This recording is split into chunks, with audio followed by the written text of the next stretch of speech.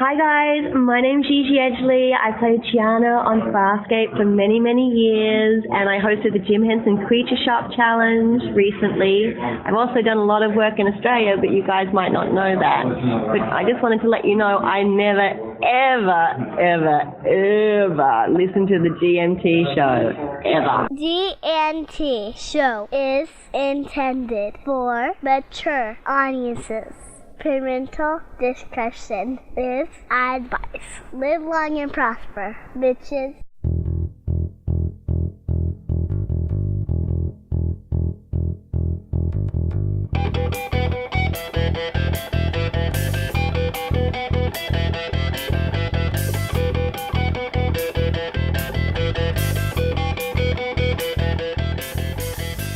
Are friends with benefits? Speaking of having a good time, Terry. Dayton broke the G&T show. This is now the David Mack Appreciation Hour. You assholes. What is it about this guy that people love him so much? With his purple velvet cape and his crown. I thought it was a little much when he had us carry him in the studio on a throne. I am awesome! Look what I have done! Look what I have brought upon the world! There is an urge to go nya. I heard rumors that you might be working on something else, but we won't prod much. I was going to say, I'm going to pry a little. Dare you! How dare you ask me to change it? Do you not understand the majesty of my genius? And the guy sitting next to me looked at me like he was, like I'd crapped in his hat. Yeah, it's the professionalism that sells the show. That's right. Jolan True, this is Gettysburg 7. Nick coming to you from the Great Allentown ComicCon, November 15 and 16. And right now, it is my extreme pleasure to be interviewing the very talented and very lovely Gigi Edgley. And if you guys could see her nails right now, they are amazing. Thank you for joining us. Thank you very much for having me. These nails are actually quite, I collided with these amazing girls at a convention in Portland, and they have a company called Espionage Cosmetics and a product called Nailed It. And I was like, oh my gosh, I'm completely obsessed with those nails, and I'm actually going to be doing some work with them in the future because I just think that they're going to be massive because they're these great designs and they literally like stick on nails. There's no need for that stinky nail polish or nail polish remover, and I'm like, all right, I'm sold because it's so cool. I take so many flights, going to so many different signings. I can do it all on the plane, so I'm like, done. Nice. Do myself a mani-pedi. The first thing I want to talk to you about is hashtag. Yeah. I want to make sure that we discuss that. Can you talk to our audience about hashtag and the Kickstarter? So we have a Kickstarter at the moment going for this unbelievable script. You guys are going to absolutely fall in love with it. It's so very rare that I come across a script that I'm completely, absolutely 100% in love with, and hashtag is wonderful. So they gave me the script, Runic Films, and I read it, and I said, yeah, I'll get back to you in a few days, thinking, oh yeah, we'll see. And I got back to them within an hour, and I just went, yep, where do I sign? So it's really exciting for us because we would love people to come and be part of this production with us and, help us along the journey. You can donate anything from $1 to whatever you want. It all helps. And we've got some great rewards. You can come on set. You can actually be part of the film. You can, it's quite huge, the extensive rewards that we have to offer as well. But the best part of it all is actually getting this community together that is so amazing. There's so many talented people and so many amazing fans that I meet at conventions and signings and on the road, that it would be such an honour if we could join forces to make this dream turn into a reality. Now, what is hashtag about? Hashtag is about an online celebrity, and she lives 50 years in the future from now, and she's totally mind boggled. She lives in a different reality to all of us because she's so entrenched in social media and Twitter and Facebook, and it's pretty much just us in 50 years' time. But it's got this really awesome Matrix feel to it where it's pretty much a one-woman show, so I'm totally I just can't wait to introduce you to this character. She's really complex, she's extremely intriguing, and it's quite relevant to now, because I literally have to tell my husband, look, you're not allowed to say good morning to your iPhone until you say good morning to me, because we're so already obsessed by social media. And it's very cool because she thinks she has everything in the world, and slowly, or not so slowly, things start to unravel, so it's got a great dark undertone to it. We want to take it to Sundance and Cannes and Toronto, and we would love you all to be part of the process and have some creative input as well as to where it goes, and where we should. We're wondering when it is a huge success, of course, at these festivals, what form we should turn it into, whether it should be a feature film or a full series, or so. It would be ironic doing it as a web series. Yeah, exactly. We're watching you, watching us, watching you. Yeah. So if you want to check it out, we would absolutely adore it, and you can go to runicfilms.com, or there's also a link to the Kickstarter on my website, which is gigiedgley.com. So my name.com. And as you know, we'll have those links on our website as well. Yeah, that would be so great. And for many, many years, the whole reason why I moved to the States was for a show. And sure enough, the show didn't get picked up because, Sci-Fi said it was too expensive. What show was that? Jim Henson's Creature Shop Challenge. I love that show. I love that show. See, I'm huge. I've never missed a season of Face Off. And then when that came on, we were like, that is such a perfect go along. Yeah. And they said it was so devastating, and that's one of the whole reasons why and so many fans come up to the table and go, I can't believe it ended. I can't believe. So this is an opportunity for us to go, you know what? This isn't going to end. There's going to be a beginning and a middle, and it will end when we all decide it to end. It's not going to be plucked from our lives like every other huge network show or whatever. So I feel really, really passionate about it. I'm so frustrated by getting attached to characters and falling in love with characters, and then because of the powers that be decide that it's not making the money or it's not pulling in the numbers, even though it has amazing numbers, it gets shifted to a crappy time slot, or it just disappears. And I know that even with Farscape it ended too soon. I know that because how many years are we along now, and there's still thousands of people that line up to come and say what an amazing film, what an amazing TV show it is, and it needs a film. And it's funny because I think Farscape is one of those shows that gets that. Look at the legions of fans about Firefly. It's just insane. It's crazy. There's such a love for these shows out there, and I don't know why they disappear so soon when the actors are ready, the fans are ready to watch it. What's not happening here, people? Well, speaking of Farscape, it's funny talking about hashtag. Farscape was kind of before the social media blew up the way it has. But did that have a big internet following at the time? Because it seems like the kind of show that would have. I was such a baby then, I was 20-something, early 20s, and I barely knew how to send an email, can you believe it? So they were the days. I remember a mobile phone was trendy but not necessary, Now you can't survive without one. No, We're doing this interview on a smartphone. Now we strap it to us, and if you leave it at home, you feel like you've lost an arm or a leg. Very, very surreal.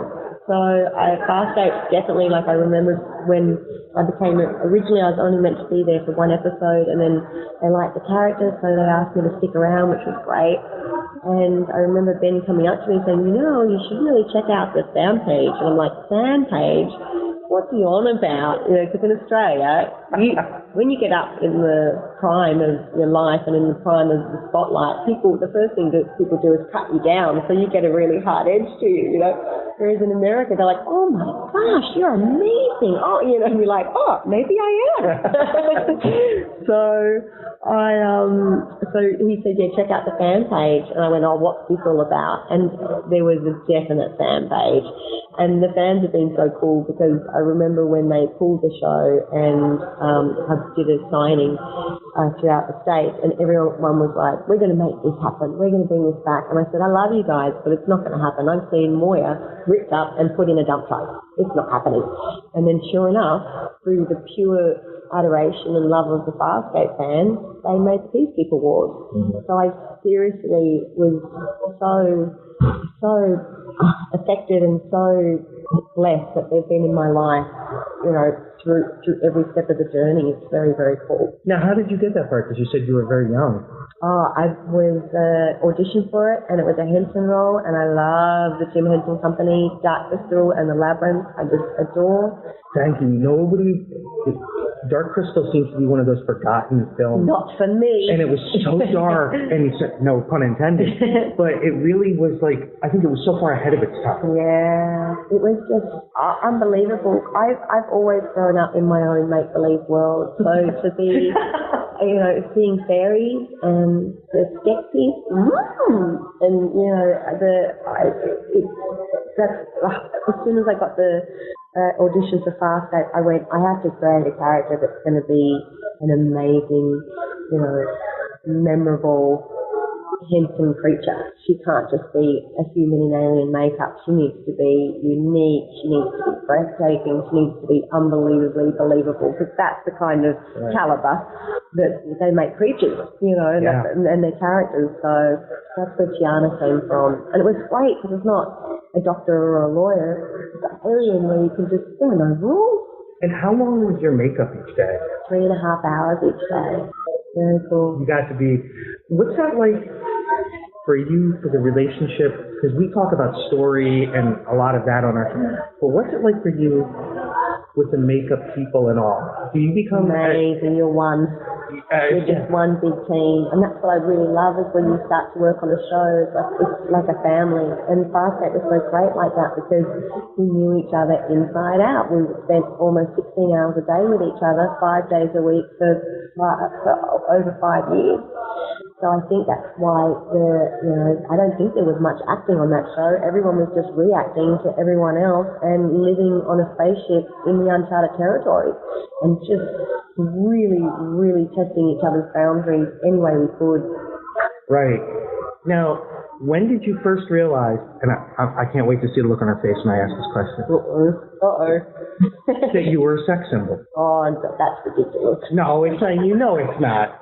Look at the reactions you get. Now I'm just blushing. Look at the reactions you get. Doesn't make sense. Doesn't make sense. It's all character, and it's all smoke and mirrors. And but you just said that you created her, so. Yeah, but there's a lot of makeup. Wasn't 3.5 hours for nothing. But did you find that you had a large fan base of young boys and young girls who looked up to the character? There's been some really amazing people that have come up to, everyone's amazing that I meet at conventions, but there've been some particular people that, that have come up and said, you've really helped me actually discover myself and, be at one with my sexuality and, be a strong woman or, know that appreciating women are okay or know that appreciating my anything. So I just feel, I was like, I don't know whether Tiana's a good role model for that. But that's very special when you realise that you've affected someone so deeply that you've helped them grow into a more positive person. Right, yeah, and I think that most shows have that, but I think science fiction allows for kind of a deeper connection for some reason, maybe because it's an alien or this or that, so it's more okay to think. Yeah, there you can go to taboo areas and it's forgiven. Yeah. It's like screwing jockeys. Now you do a lot of conventions.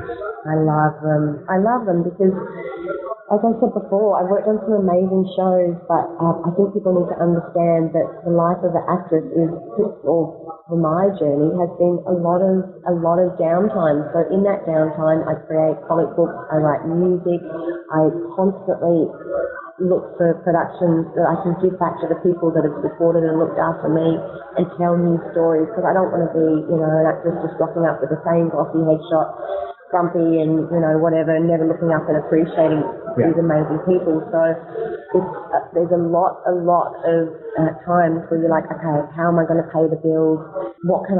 How am I going to afford to publish this comic book that I've written, that I'm going to a convention for the fans next weekend and I really want to do it, and so it's a lot of times where you're literally just trying to cover costs and everything. So I'm totally honest about that. By no means am I ever let anyone know that, oh, it's limousines and red carpet the whole way, which is good, I think, because it keeps you humble and it keeps you real, keeps you down to earth, keeps you on par with the people that look after you. It's a very fickle business, isn't it? It's crazy, and it's really run by numbers and dollars and not necessarily creative souls, and that's the devastating bit, and that's why I want hashtag to success, because we need to show people that numbers and dollars aren't the be-all to end-all to life. And when you say numbers, one of the really interesting things is that a show can get huge ratings. Yeah. But if they're not getting huge ratings in a certain demographic, right? It's devastating. Like so frustrating. I mean, I'm pretty sure Farsight was top of Sci-Fi Channel there for quite some time, and I'm pretty sure that many other shows that I've worked on have had phenomenal ratings and a great fan base, but then for some reason they don't tick the right box, the money box or whatever, yeah, you're right, in the right demographic, and they'll go for something that they can shoot cheaper for half the cost and half the time. Like a lot of reality shows, they're not reality, they're all scripted anyway, and people are willing to do it for nothing. And we talked about that on our show. Sci-Fi had a show that I adored. It only lasted 2 seasons, called Alphas. And when it went off the air, first of all, it ended on like the biggest cliffhanger you could possibly. And I railed because I was like, what, they need like ghost rocking chairs now to put on? But did you see that they apologized and said maybe they've made a mistake in going the route that they have, and now they're going to start putting more, after they canceled Eureka, Warehouse 13, all these shows. And what I don't understand is they had Farscape, Battlestar Galactica, which had an end date. That Ronald D. Moore always had an end date for that. But they had quality shows. I don't understand it, and I don't disrespect it. It's their system, and it's the way that they want to run a business. So I completely, if that's the journey they want to take, that's fine. But it makes me more inspired, and it gives me more courage and more fire in my belly to make projects that don't have to bow down to a system that is not, that we don't necessarily believe in. But I'm not saying in any way it's wrong. I love Sci-Fi. I love the Hensons. They've been huge in my life, and I hope that they are again. But I don't necessarily understand the system a lot of the time, so that's why I want to create a new system with the people that share my energy and my belief. Now, how different is the US system from the Australian? Same, just on a smaller scale, I would say. Like Australia's just a bit more, they've got their, they're just not, they don't have as many people to juggle and networks. Like we've got, 5 main channels, and then we've got Foxtel. And you guys just have Foxtel on, like, every single channel has another channel. Yeah. So I can't even get through 5 channels, but a lot of it is like online shopping, reality TV. Yeah. I'm like, where's the good stuff? You're not the only one asking that. Yeah. Now, where in Australia are you from? Western Australia originally, from Perth. Oh, okay. Mm-hmm. It's a beautiful area. It is a beautiful area. Hold on, Mike. I just had an aneurysm. Oh, I know. Now, since we're at a ComicCon, talk about the comics that you create that you were just talking about. So, as we were talking about before, I created a comic book series called Blue Shift, and it's about a girl that gets sucked up into space and, her journey through the uncharted territories. Because I thought, well, you may as well write about something that I love and that, people that come up to the table love. So it was a kind of happy medium for everyone. And it's been a long time coming because the people that I've been working with, and I co-write it with Brian Meredith. He has a comic book shop in Seattle, and everyone's doing it for free. So that's why it's been a bit slow and steady wins the race. But anyway, the series 1 is inked, and it's coloured, and it's actually all pasted. I pasted it. My husband came home and I stuck it all up onto our wardrobe so I can start to write it and don't be like, okay, right, where are we going with this? He's like, what is going on? Every day he comes home and there's a new project taped to the wall. So, what are some of your favorite comics? I love the old school comics. I'm totally obsessed with any superhero. I was a bit addicted to Mad there for a while. A lot of the comics I also adore are people when I'm walking through Artist Alley, and they're people I've never seen before. Right. That almost have it's just, now comics are not just what they used to be, 50 years ago. There's so many different interpretations and so many amazing artists out there. So I'd just like to keep my vision completely open to new artists as well. And what if someone's just getting into comics, what would you suggest be a gateway? I don't know. I would say to come to a convention because you get the smorgasbord. Yeah, that's true. I tell people Neil Gaiman's The Sandman. Oh, I would say, it's like if you ask me what my favourite song is or what my favourite movie is, we're all so different and it's so subjective. I would say go to DragonCon or go to CityCon or go to Allentown ComicCon and just submerge yourself in the world so you can get the full smorgasbord. Now, for you as a featured guest, describe the difference between something like, say, a New York City Comic-Con and a great Allentown Comic-Con, because you're talking such masses of people, and then I find the smaller ones like this, or there's one called Far Point in Maryland, are much more intimate. Yeah, absolutely. I adore all shapes and sizes, anywhere around the world. I just really, really love actually having one-on-one time with these amazing people that have literally fed me, clothed me, travelled me around the world. So it doesn't matter whether it's a DragonCon or a New York City Comic-Con or whether it's, at a signing in a comic book store. It's just so cool to actually meet people that, we've helped each other out every step of the way. So would you say you're a geek? 100%. I'm totally fangirl out at the fangirls. Do you? And the guys. What do you think of the geek culture becoming kind of the mainstream? I love it. Bring it on. Because there's a girl, I know people were wary of it, but I say share it around, spread the love. there's a girl here, she's 16, she's walking around in Hawker, and the wings open up. Yeah. And I thought, when I was 16, no way would a girl, one, admit she read comics. Oh, really? Oh, yeah. Oh, that's crazy. Or watch science fiction. What? Now you come here and you see whole families. I saw a group of 4 teenage girls coming in together, and it's their weekend thing. And I think it's opened up a whole new world, but I think a downside is the blowback of something like Gamergate. I don't know what that is. It's you'll have to. I can't even describe it.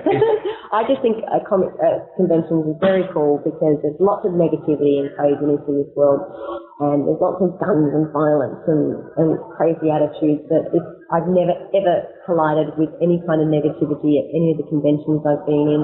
They're so positive. People dress up, people have fun, people feel liberated, people talk to people, just random people. It's such a good talking point. It's that shared. Yeah. And everyone's so passionate about it, so bring it on. Yesterday we did a live podcast from Room 2, and we had a long discussion about Superman is a dick. I can't stand Superman. Oh, really? And the room was going back and forth, and then talking about Man of Steel and where I thought it failed, and then other people, and then it got into Superman versus the Avengers. It was so much fun. But you're right, there's a common language. Yeah, a common passion there. Yeah. Now, is there anything else that you have on the horizon that you want us to know about that we can support you in? If anyone wants to follow my adventures, I do comics, I record music, constantly got things on the bubble, on the go. Mainly, I do rock, pop, bluesy, jazzy, keeping it open and Who's some of your chill. favorite music artists? Lamb, Portishead, Massive Attack, Ben Harper, Jack Johnson, Red Hot Chili Peppers, Annie DeFranco. Oh my gosh, the list goes on. Yeah. But if anyone wants to tune in, they can check out the site gigiedgley.com. I've got my Twitter and my Facebook there, and I post all about my adventures and the upcoming productions. That's awesome. And you get a lot of feedback and interaction. It's amazing. What's your husband think of all this? He's all for it. What does he do? He rides a 12-foot unicycle. He's a street performer. Did you say a 12-foot unicycle? Mm-hmm. Oh my God. Yep, it's pretty crazy. Does he like juggle while he's doing it? Yeah, Oh, he wow. juggles, he does magic, comedy show. We actually street performed together for about 2 years, and I fire twirled and wore roller skates and did silly comedy skits while he was being a professional unicyclist around him. If y'all could see my face, I'm just trying to picture her roller skating around and fire twirling. Falling into people inappropriately. We want to thank you so much for taking the time out of your schedule here and joining us. And all your links will be listed on our webpage. Appreciate it. And I'll tweet you when we put them up and link it on Facebook so we can have that as well. Thank you. Ladies and gentlemen, Gigi Edgley, you guys just follow. This is Gettysburg 7 saying Jolantro. Music for the G&T show is provided by Warp 11, Grethor, 5-Year Mission, and Andrew Allen's Smooth Federation. G&T Show is a Busy Little Beaver production. Some dude walks out, proceeds to explain what it's all about. I sure want to leave. I think you'd agree,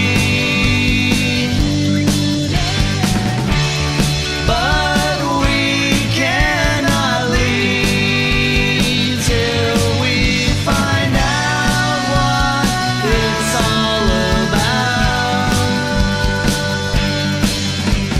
It's all make-believe, nothing is permanent down here. It's just an amusement park. Bones is now alive, so it's okay for him to say, I'm a doctor, not a shish kebab. Apparently it's okay if we trust an unknown race who can read any one of our thoughts. So be careful what you wish for in this land of dreams come true, 'cause you just might get what you